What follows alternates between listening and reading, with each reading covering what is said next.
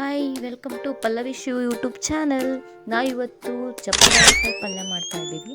So ಮೊದಲೇ ಒಂದು ಪಾತ್ರೆಯಲ್ಲಿ ಎಲ್ಲ ಬಾಡಿಸಿಟ್ಕೊಂಡಿರೋ ಚಪ್ಪದ ಅವರೆಕಾಯಿನ ತುಂಬ ಚೆನ್ನಾಗಿ ತೊಳ್ಕೊಂಡು ಅದನ್ನು ಒಂದು ಪ್ಯಾನಲ್ಲಿ ಅದನ್ನು ಸ್ವಲ್ಪ ಹುರ್ಕೋಬೇಕು. ಅದಕ್ಕೆ ಹುರ್ಕೋಬೇಕಾದ್ರೆ ಅದು ಒಂದು ಪ್ಯಾನ್ಗೆ ಒಂದು ಟೇಬಲ್ ಸ್ಪೂನ್ ಅಷ್ಟು ಎಣ್ಣೆ ಹಾಕ್ಕೊಂಡು ಚೆನ್ನಾಗಿ ಹುರಿಬೇಕು. ಹುರಿದ್ರೆ ತುಂಬ ಚೆನ್ನಾಗಿ ಬರುತ್ತೆ ಅದ್ರ ಟೇಸ್ಟು, ತುಂಬ ಚೆನ್ನಾಗಿ ಬರುತ್ತೆ. ಚೆನ್ನಾಗಿ ಲೋ ಫ್ಲೇಮಲ್ಲೇ ಇರಬೇಕು ಉರಿಬೇಕಾದ್ರೆ, ಯಾಕಂದರೆ ಅದು ಸ್ವಲ್ಪ ಗೋಲ್ಡ್ ಆಗೋವರೆಗೂ ಚೆನ್ನಾಗಿ ಬಾಡಿಸ್ತಾ ಇರಬೇಕು ಅದನ್ನ. ಸೊ ಬಾಡಿಸಿದ್ರೇ ತುಂಬ ಚೆನ್ನಾಗಿ ಬರೋದು. ನೋಡಿ ಹೀಗೆ ಆ ಕಡೆ ತೊಳೆದಿಟ್ಕೊಂಡಿರ್ತೀವಲ್ಲ, ಸ್ವಲ್ಪ ನೀರು ಇರುತ್ತೆ, ಅದೆಲ್ಲ ಸುತ್ತಲೂ ಎಲ್ಲ ಹೀರ್ಕೊಂಡಾದ್ಮೇಲೆ ಅದಕ್ಕೊಂದು ಸ್ಪೂನ್ ಎಣ್ಣೆ ಹಾಕಿ ಚೆನ್ನಾಗಿ ಅದನ್ನ ಮಿಕ್ಸ್ ಮಾಡ್ತಾ ಚೆನ್ನಾಗಿ ಮಿಕ್ಸ್ ಮಾಡಿದ್ಮೇಲೆ ಅದು ಸ್ವಲ್ಪ ಗೋಲ್ಡ್ ಕಲರಿಗೆ ಬರೋಕ್ಕೆ ಸ್ಟಾರ್ಟ್ ಆಗುತ್ತೆ. ಗೋಲ್ಡ್ ಕಲರಿಗೆ ಬರೋಕ್ಕೆ ಸ್ಟಾರ್ಟ್ ಆದಮೇಲೆ ಅದನ್ನು ನಾವು ನೋಡಿ ಹೇಗೆ ಇವಾಗ ನೋಡಿ ಕಾಣ್ತಾ ಇದೆಯಲ್ವ, ತುಂಬ ಚೆನ್ನಾಗಿ ಗೋಲ್ಡ್ ಕಲರಿಗೆ ಬರ್ತಾ ಇದೆ. ಸೊ ಆ ಥರ ನಿಧಾನಕ್ಕೆ ಮಿಕ್ಸ್ ಮಾಡ್ತಾನೇ ಇರಬೇಕು, ಇಲ್ಲಾಂದರೆ ತಡ ಹೊತ್ಬಿಡುತ್ತೆ. ನೋಡಿ ಚೆನ್ನಾಗಿ ಈಗ ಗೋಲ್ಡ್ ಕಲರ್ ಆಗ್ತಾಯಿದೆ. ಸೊ ಈ ಥರ ಗೋಲ್ಡ್ ಕಲರಿಗೆ ಆಗಬೇಕಾದ್ರೆ ಸ್ವಲ್ಪ ನಿಧಾನಕ್ಕೆ ನಾವು ಹುರ್ಕೋಬೇಕು. ನೋಡಿ ಈಗ ಗೋಲ್ಡ್ ಕಲರ್ ಆಗಿದೆ, ನೋಡ್ತಿದ್ದಾರಲ್ಲ, ಹಾಗೆ ಸ್ವಲ್ಪ ಗೋಲ್ಡ್ ಕಲರ್ ಹಸಿ ಸ್ಮೆಲ್ಲು ಕೂಡ ಹೋಗುತ್ತೆ. ಗೋಲ್ಡ್ ಕಲರ್ ಆದರೆ ಟೇಸ್ಟ್ ತುಂಬ ಚೆನ್ನಾಗಿರುತ್ತೆ. ಸ್ವಲ್ಪ ಉದುಟ್ಕೊಂಡ್ರೆ ತುಂಬ ಟೇಸ್ಟ್ ಚೆನ್ನಾಗಿರುತ್ತೆ. ನೋಡಿದ್ದೀನಿ ಎಷ್ಟು ಚೆನ್ನಾಗಿ ಬಂದಿದೆ ಈ ಗೋಲ್ಡ್ ಕಲರ್ಗೆ, ನೋಡ್ತಾ ಇದ್ದೀರಲ್ಲ ಫ್ರೆಂಡ್ಸ್, ಈ ಥರ ಹೇಗೆ ಆಗಿದೆ ಅದು ಗೋಲ್ಡ್ ಕಲರ್ಗೆ. ಸೊ ಇದನ್ನ ಏನು ಮಾಡ್ತೀನಿ, ಒಂದು ಸಪ್ರೇಟ್ ಒಂದು ಬೌಲಿಗೆ ತೆಗೆದಿಟ್ಕೊಂಡು ನೆಕ್ಸ್ಟ್ ಅದು ಪಲ್ಯಕ್ಕೆ ಒಗ್ಗರಣೆ ರೆಡಿ ಮಾಡ್ಕೊತೀನಿ. ಒಂದು ಪ್ಯಾನ್ಗೆ ಅದೇ ಪ್ಯಾನ್ಗೆ ಎಣ್ಣೆ ಹಾಕ್ಕೊತಾ ಇದ್ದೀನಿ. ಒಂದು 2 ಟೇಬಲ್ ಸ್ಪೂನ್ ಎಣ್ಣೆ ಹಾಕ್ಕೊಂಡು ಅದಕ್ಕೊಂಚೂರು ಸ್ವಲ್ಪ ಸಾಸಿವೆ ಹಾಕ್ತಾ ಇದ್ದೀನಿ ಅಷ್ಟೇ, ಒಂದು ಟೇಬಲ್ ಸ್ಪೂನಷ್ಟು ಸಾಸಿವೆ. ಆಮೇಲೆ ಒಂದು ಮೊದಲೇ ಇಟ್ಟಿಟ್ಕೊಂಡಿದ್ದೀನಲ್ಲ ಈರುಳ್ಳಿ, ಅದನ್ನು ಆ್ಯಡ್ ಮಾಡ್ತಾಯಿದ್ದೀನಿ. ಈರುಳ್ಳಿ ಚೆನ್ನಾಗಿ ಸ್ವಲ್ಪ ಹಸಿ ಸ್ಮೆಲ್ ಹೋಗಬೇಕು,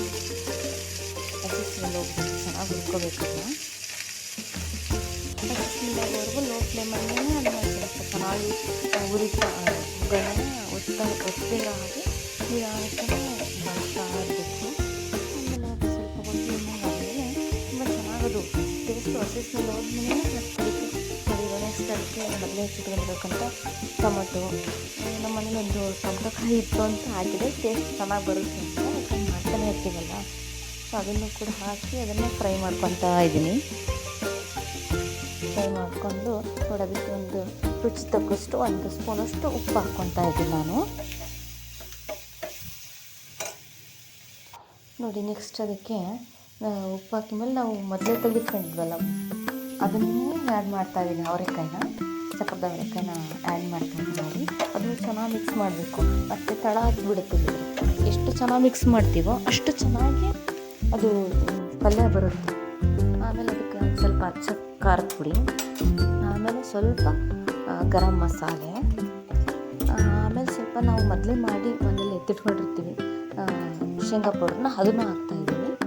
ಸೊ ಅದನ್ನೆಲ್ಲ ಚೆನ್ನಾಗಿ ಹಾಕಬೇಕು. ಅದು ಶೇಂಗಾ ಪೌಡ್ರೆ ಮೇನ್ ಟೇಸ್ಟ್ ಬೇಕು ಅಂದರೆ ಶೇಂಗಾ ಪೌಡ್ರ್ ಹಾಕಲೇಬೇಕು ನಾವು, ಅಷ್ಟು ಟೇಸ್ಟ್ ಚೆನ್ನಾಗಿ ಬರುತ್ತೆ ಶೇಂಗಾ ಪೌಡ್ರ್ ಹಾಕಿದ್ರೇ.